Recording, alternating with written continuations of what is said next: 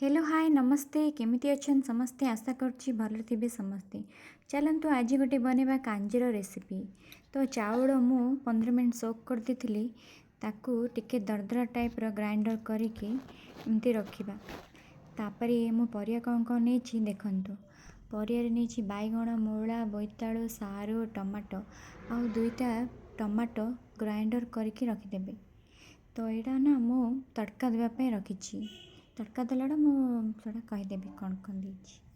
तो चलतु कुकर रे आमे कांजी बनेबा ना। तो कुकर प्रेशर कुकर मु बसई देछि पानी हल्दी गुंड पकेकी बसई देछि। तो जो आम ग्राइंडर करिया पे रखिथिले से चाउलटा से एथिरे ऐड कर देबा। तापर परिया जा सब एथिरे ऐड कर देबा। ग्राइंडर कर जो रखिथिले टमाटो सेडा एथिरे ऐड कर देबा। तापरे स्वाद अनुसार लुण पकईकी ताकू ना सीटी देदेबा। एटा आंबुल भी पकेले खट्टा खट्टा टिके टिके लागिबो बढ़िया लागिबो कांजी। लुण भी पकेदेली सीटी दीटा देदेबा। तापर देखंतु सीटी हो गला हमर लुकटा तार केमिति देखा जाउछि पूरा यम यम वाओ। चलंतु एबे गोटे ना तड़का देबा। सेथिरे फर्स्ट आमे मस्टर्ड ऑयल पकेबा सोरिष पानमधुरी कंचा लंका भृसंग पत्र शुक्ला लंका रसुण आउ हिंगु देबे। हिंगु पकेले तार टेस्टटा बढ़िया लगे।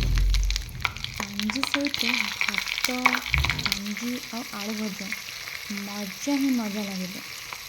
तो ये सब तड़का देदेबा। से लास्ट को टिके काश्मीर चिली पाउडर पकईकी तो आमर कांजी फुटुची से ऐड करदेबा। देखो होगला आमर तड़का। वीडियो आपन को केमिति लागुछि मते निश्चित कमेंट कर कहिबे। वीडियो भल लागले लाइक एंड शेयर सब्सक्राइब कर दिबे।